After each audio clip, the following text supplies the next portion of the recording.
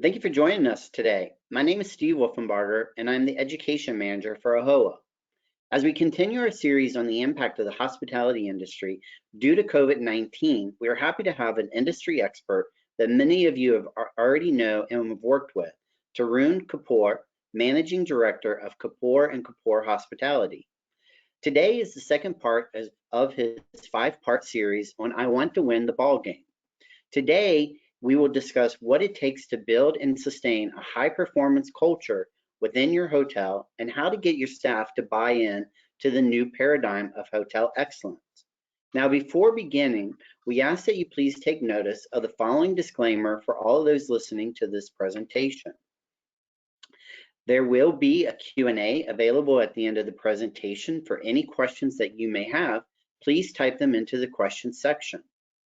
We're encouraging you to take advantage of this opportunity to ask what is on your mind, and don't be shy, but please note we may not get through all of our questions during this time. Also, we will make today's presentation available for all within 24 hours on our COVID-19 resource page. We're excited to have you all here today, so let's get into the conversation as we know Tarun has some insights and practical advice to offer. Now, Tarun, we know that you're continuing to work with clients throughout the country. We talked a little bit earlier today about you were mentioning you're working with clients virtually. So let's start off this though. Remind the audience of the last webinar and the coach metaphor, if you don't mind. So I've been using the coach metaphor for, I don't know, 25, 30 years. And like many people do, but I've drilled it down to some clarity, at least in my mind, maybe nobody else's, but some clarity in terms of what we as managers need to do and what we as managers can learn from a coach. Well, what do coaches do, regardless of what the team sport you like, whether it's football, baseball, basketball, it doesn't matter. Well, one, the coach makes the strategy for the team, the strategy of how we are going to win the ball game, the strategy of how we are going to play the next team. What else does the coach do? Well, the coach motivates the players. How do they motivate the players? They motivate the players to play as a team, as a group, to stay focused as a group. And they are very aware and knowledgeable of each individual player's strengths and or weaknesses and or any personal issues they may be having in their life. What else does the coach do? Well, the coach is always at the game, which means the coach spends the entire game observing the game, observing how the players are playing, and observing if the players are following the tactics that were done the day before in the training session, and B, if they need to make some adjustments to the tactics, are they making calls to make changes? So they're observing the game and they're making tactical changes to the game for the strategy. Well, when I thought about those things, I said there's so much that we as hoteliers, as general managers and or owner operators of our hotels could learn from that metaphor, how we need to make the strategy for our hotel, how we need to be the observers of the game, how we need to make tactical adjustments day by day to the game, especially in this COVID era, and how we need to be focused on constantly motivating our team. So that's the coaching metaphor, if you will, Steve. Excellent. And we all know you've been a great coach, but let's talk about a hotel's culture and how do you define that? So if I can stick with my I want to win the ball game metaphor and the coaching metaphor, I do believe that coach, i.e. the general manager or the owner of the company, is the person who's the architect of the culture of the company.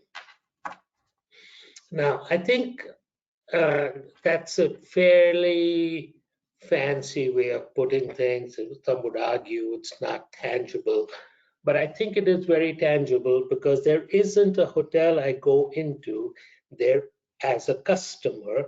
There isn't a hotel I go to as a consultant.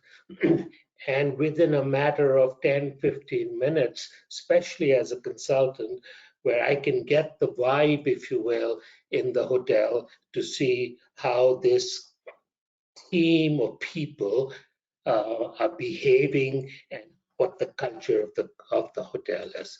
Likewise, if I went in as a customer, uh, I can very quickly get the feeling of whether this hotel is interested in my happiness, in my satisfaction, or are they simply doing a job?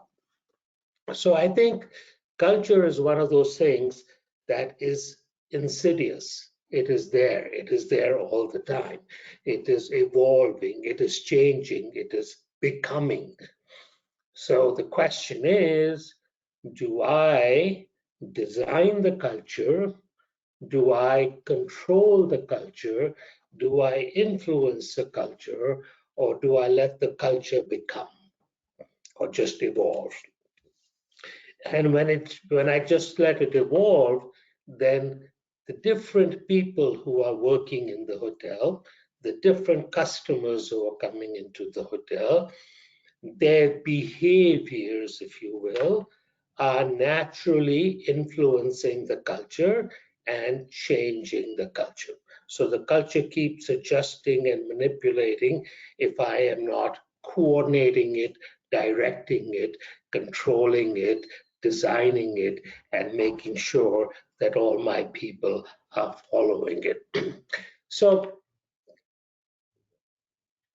I think we need to recognize, just like a mother or a father needs to recognize in a family, that they bear the responsibility of the upbringing of the child, and part of the upbringing of the child may be the value system of the family, maybe the religious traditions of the family, and maybe just how we want our children to live in this society of ours.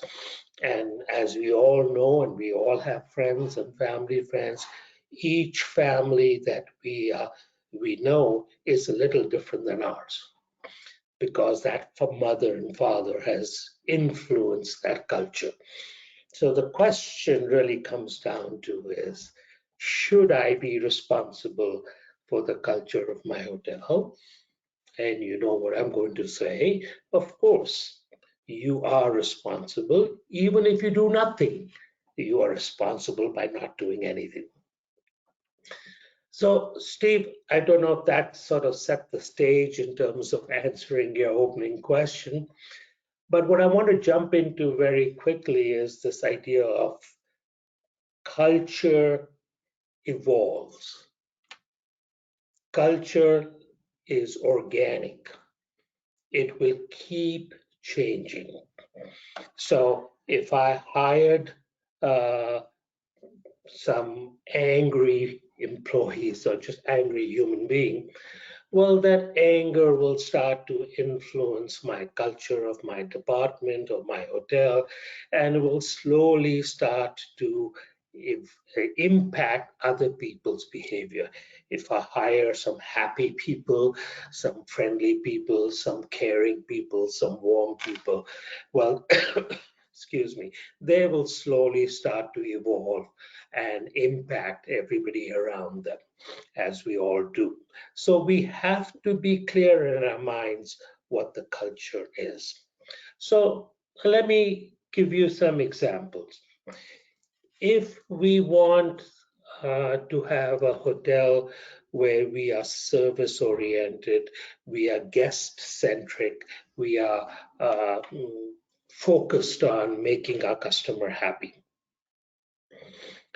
Those statements, depending on how I was raised and where I was raised, are interpreted quite differently.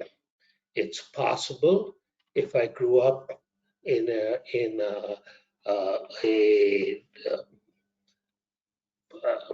poorer, more difficult neighborhood, the idea of guest satisfaction might not be front and center in that individual's mind, not because they're good people or bad people or caring people or not caring people, but they are learning survival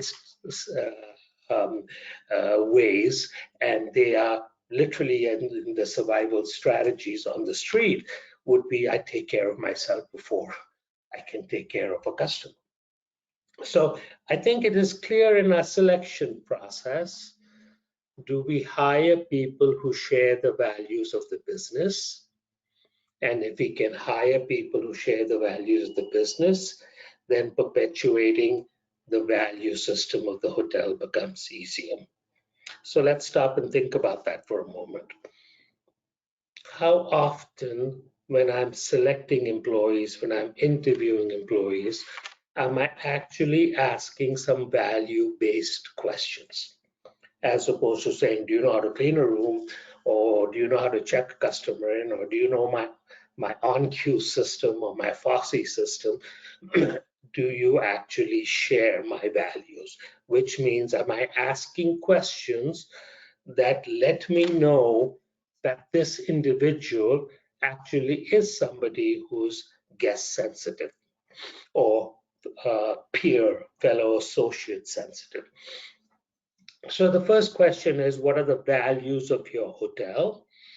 And if one of your values of your hotel is guest satisfaction, then are you even measuring that candidate's ability to satisfy the guest?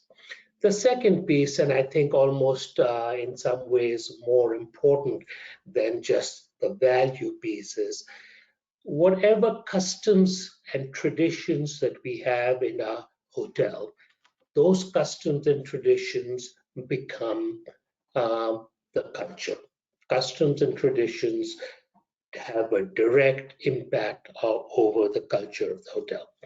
So, just like in your home, if the custom is to say a prayer or say a thank you to the Almighty for providing us with a decent meal, if you do that in your home every day, well, your child will grow up accepting that. The child may not have liked doing it when they were younger, but as they grow older, it becomes second nature to them, and it becomes a way of life for them.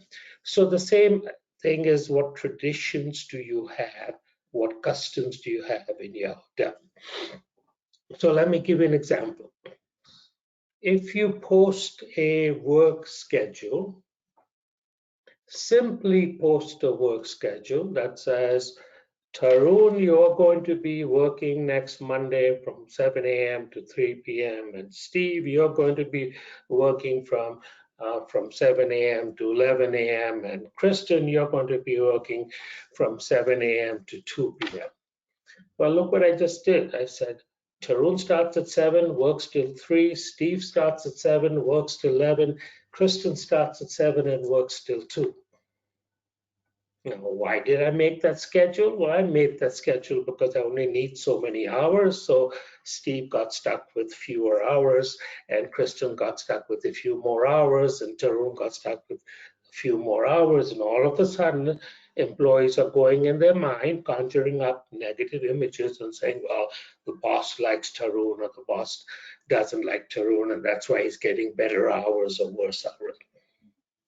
But if the value system was linking the scheduling with the forecast, showing them the forecast, so that's why we only have so many hours to play with. And then if you decide to say you're giving somebody more hours or less hours because of this reason, the reason could be they are better performers.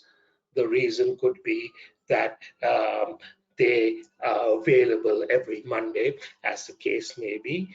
Then the negative vibe, the negative culture in that hotel sort of dissipates. So that's just one very simple example. You can have a custom that if they don't understand why the custom is being practiced, that custom quickly becomes cancerous and becomes negative in people's minds. So I'll give you an example of something I started, Steve, I think it was exactly 20 years ago. At one of my hotels, I decided I was going to have a new policy, and the policy was that it wasn't one of my hotels, it was all of my hotels, that all my general managers had to give us what I, at that point, this is 20 years ago, an end of the day email. And I said, before you leave work, whatever time you leave work every day, you shoot off an email. And what I want you to put in that email is what your accomplishments were for the day and or what your challenges are. And when I asked for that, instantly I could feel the negative energy in the room because all of these managers are making eye contact with each other and saying, he's not asking us to do that. This is something Uncle Sam would ask. You know, this is something in a police state they would ask. What does he think? I come here every day. I work 10 hours a day. I work really hard. And now he wants me to give him a blow-by-blow detail. And I faced a lot of resistance, but I didn't back down. And I said, look, I don't want a blow by blow. I don't want you to tell me you came in at 7 o'clock in the morning and did this, and 8 o'clock you did this, and 9 o'clock you did this. I said, if I wanted to do that, guess what? I'd put a camera in the room and I'll be able to see how you're working. But I said, what I want you to give me, however, is at the end of the day, what did you produce today in your 8 hours? What was your accomplishment? And or what was your issues or problems that you want me to help you with? And I said, only if you did that would you start to realize that today's 10 hours were productive or today's 10 hours were less than productive. Logical, yes. So they started to do it. I would start responding to their letters saying, good job, this was a really productive day, etc., etc.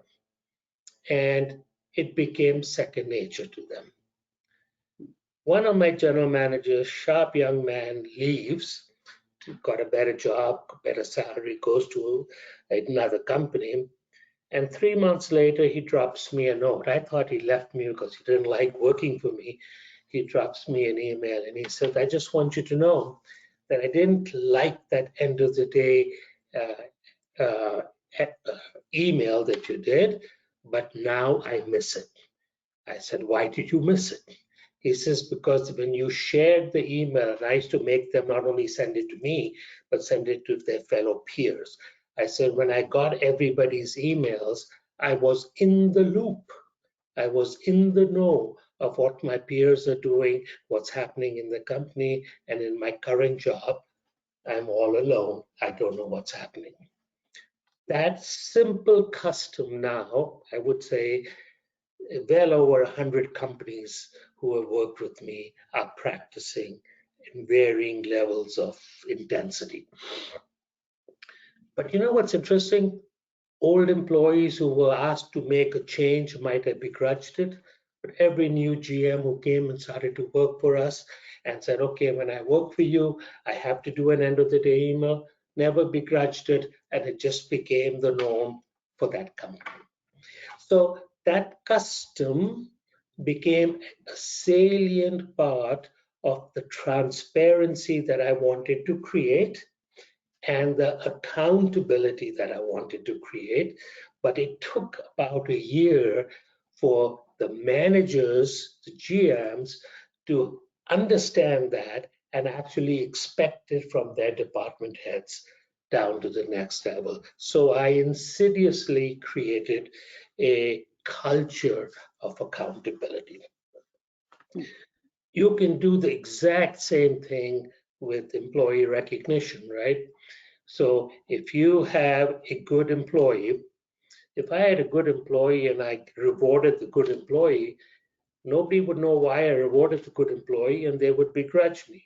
But if I had to demonstrate the results of my employees, benchmarked the results of my employees, posted the results of my employees, and when I posted the results of my employees, everybody knew that Kristen is the star employee in the department, right? Now I reward her at the next staff meeting and give her a gift or give a public acknowledgement or even give her the parking space for the employee of the month.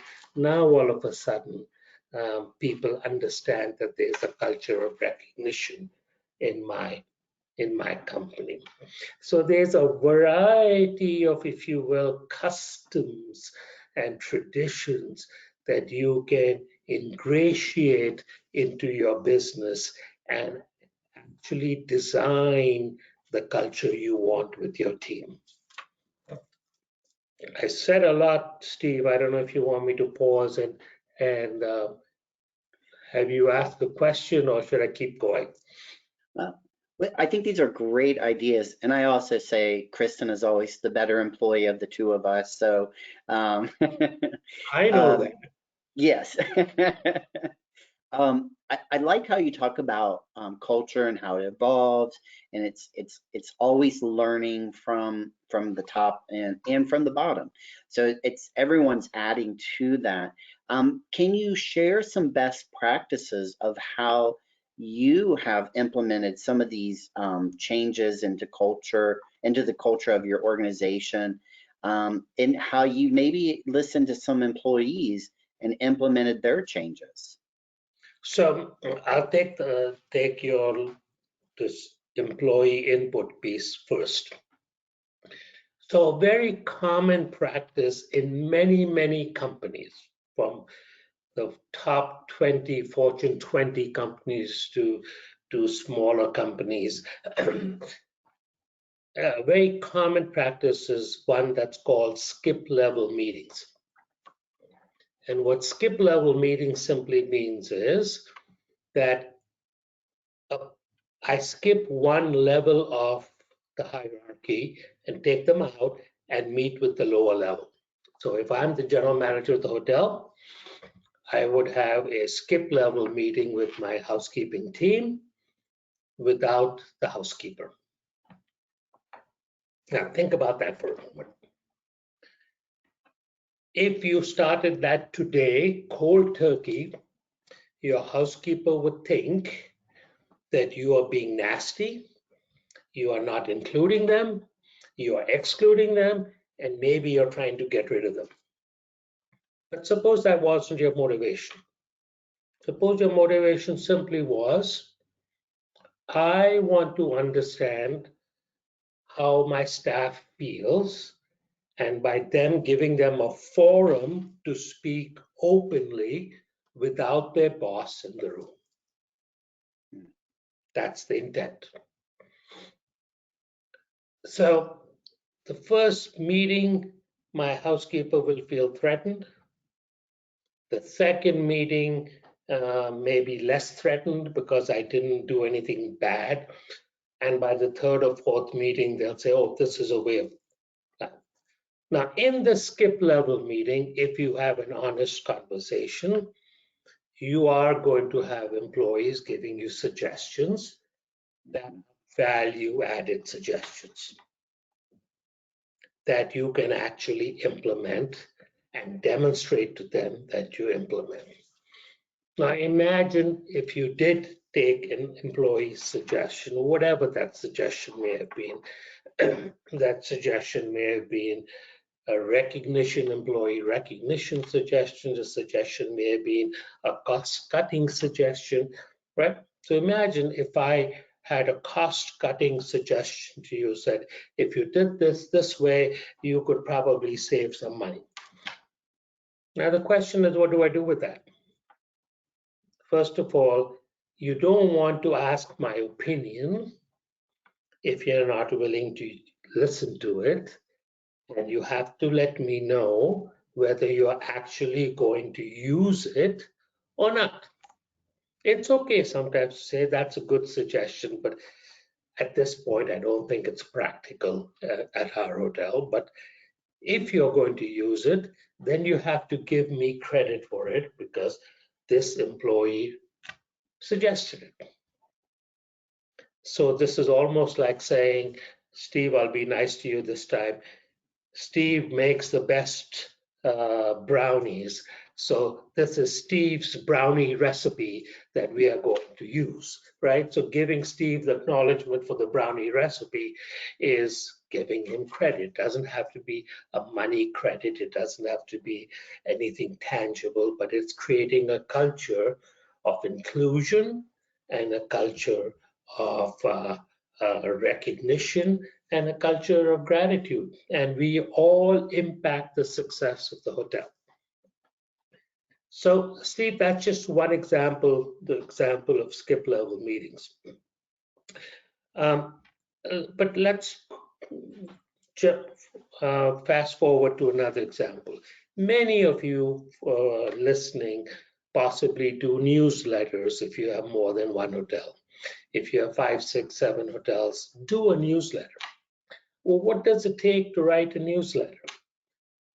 An hour of your time, and today with technology and with these computers, you can buy templates and you can, excuse me, you can just load in the information.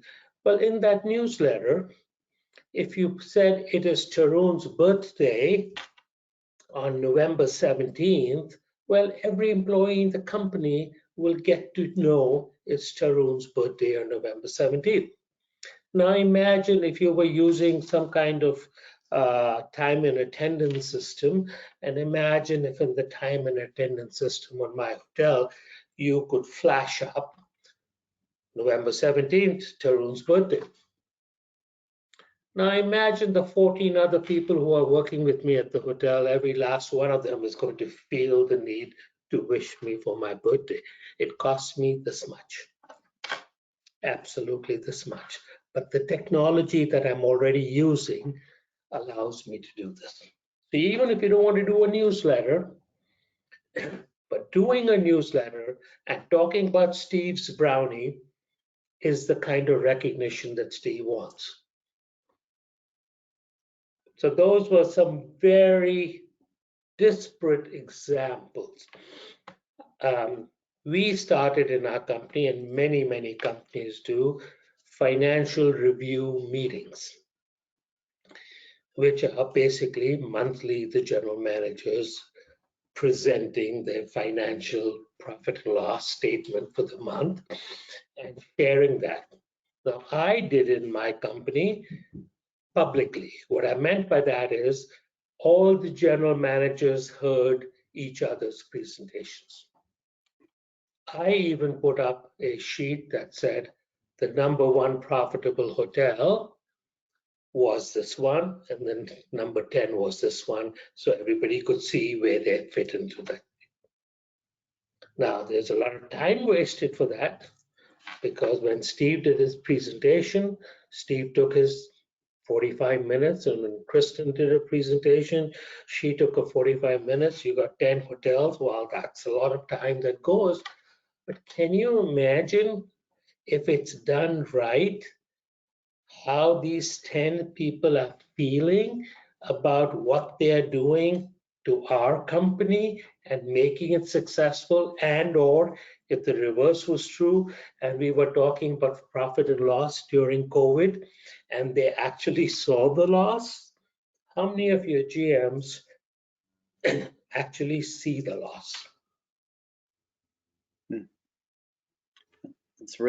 That's true.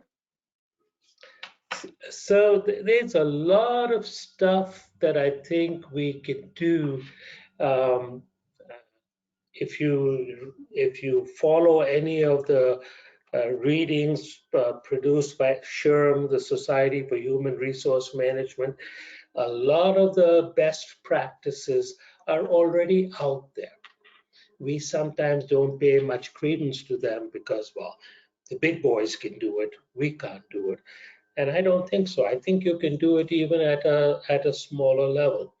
Let me give you another simple, smaller level that many companies do.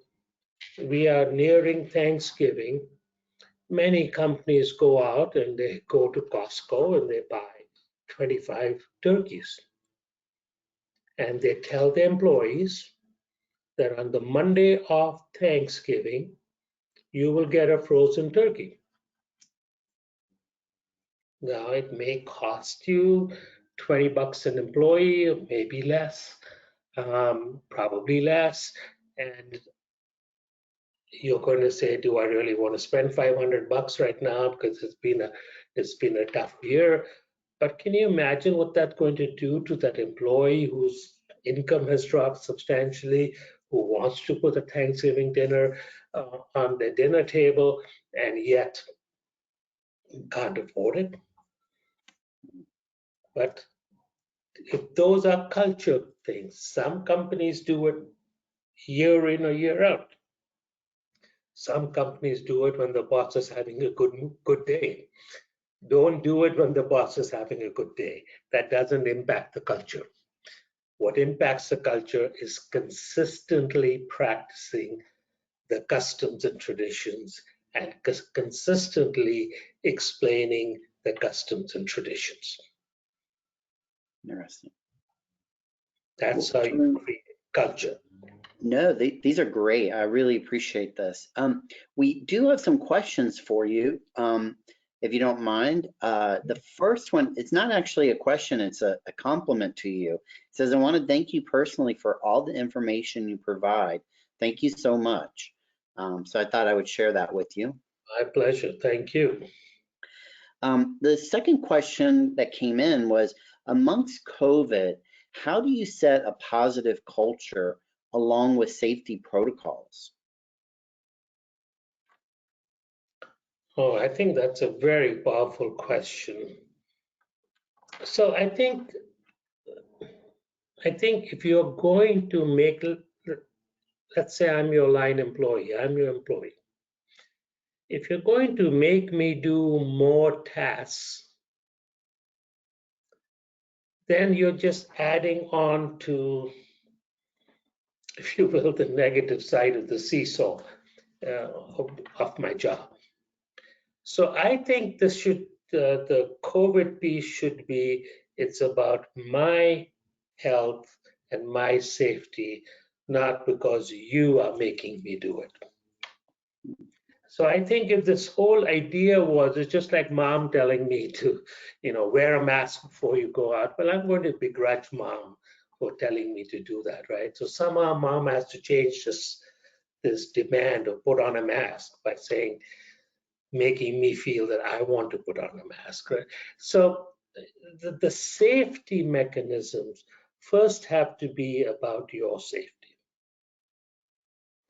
the employee safety. The second has to be about the customer safety. So it's not about the customer safety. It's not because the brand is making me do it or because the government is making me do it. It's first about I'm doing it for me.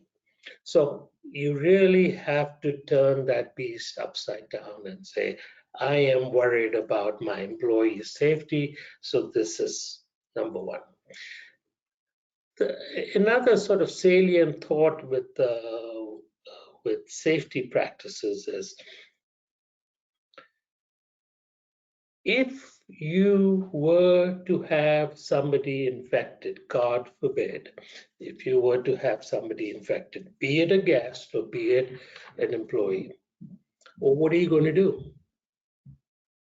Are you going to notify the other 14 people working at the hotel that one of your co-workers was positive?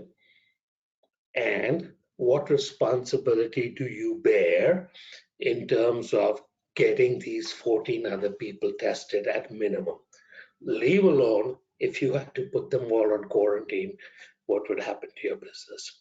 So we can't afford to put ourselves into the quarantining mode, but we have to be able to demonstrate to our employees that we care about their health and safety. And that has, in my mind, been one of the most difficult questions for hotel owners and hotel managers to answer, which is, we know somebody is infected. Now, what do we owe the other people who may have come in contact with this person? That is very powerful and very true, especially in today. Um, this one, Tarun, I'm sure you have faced with some of your clients that you've talked to, and it kind of goes in line with talking about that skip level of having those skip level meetings. It says, how can we change the culture in our hotels that have been dominated by rigid hierarchies from past years? Oh my God. Is that for another That, webinar?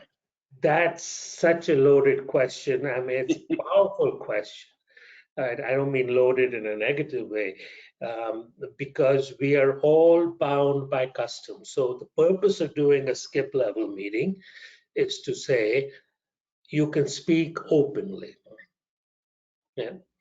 Now, speaking openly doesn't mean that you can be spiteful or rude or angry or downgrade your boss. That's not what I want. So the question is, when I'm having a skip level meeting, can I set the parameters and can I set the boundaries of respect, boundaries of trust, boundaries of confidentiality? Because remember, if there's a meeting with 10 people in housekeeping, somebody is going to go back and tell the boss that so and so said this negative about you.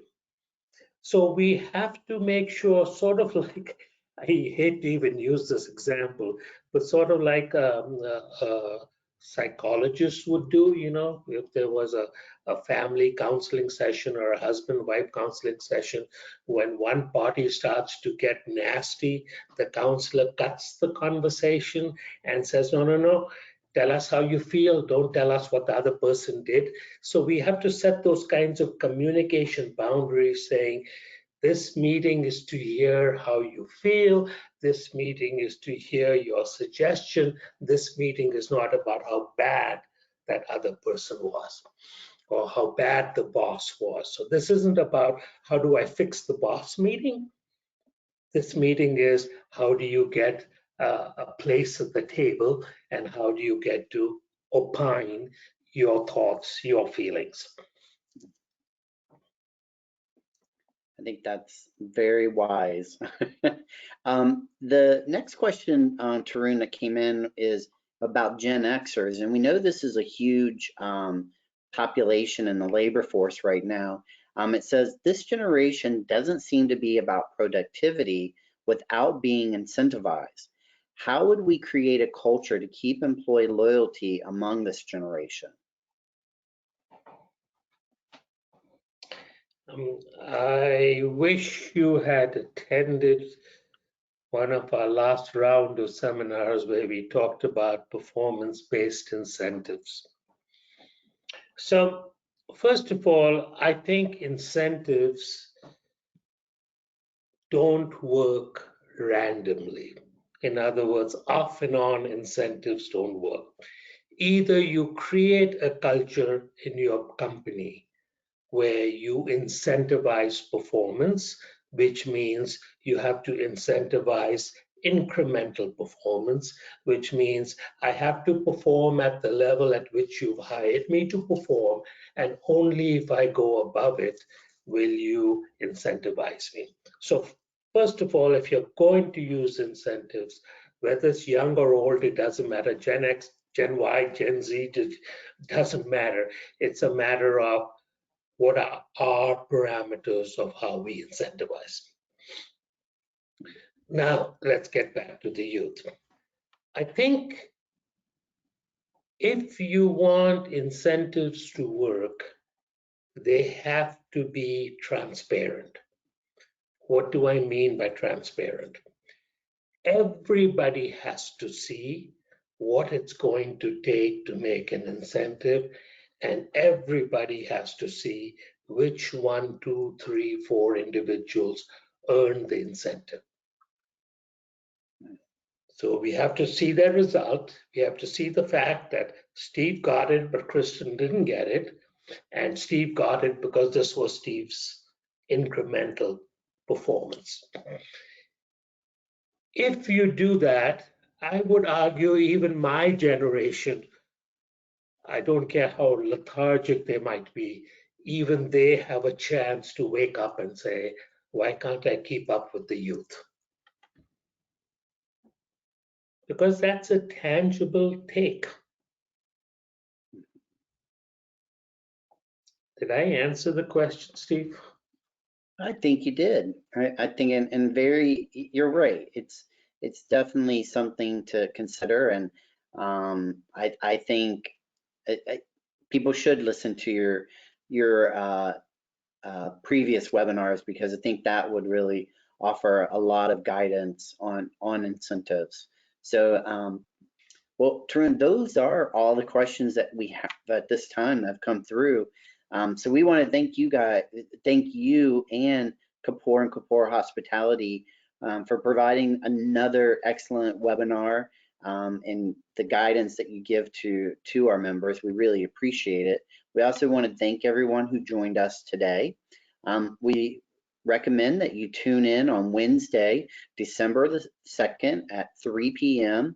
for Getting Back to Business. I Want to Win the Ball Game, the owner GM as the hotel's chief strategy officer. Feel free to check out our AHOA COVID resource page on the ahoa.com for future webinars and also for past webinars we have done. Have a wonderful day, everyone, and we hope to see you join us for future webinars and AHOA events. Thank you again, Tarun. We really appreciate this. My pleasure. Thank you. Have a great day, folks. Thank you.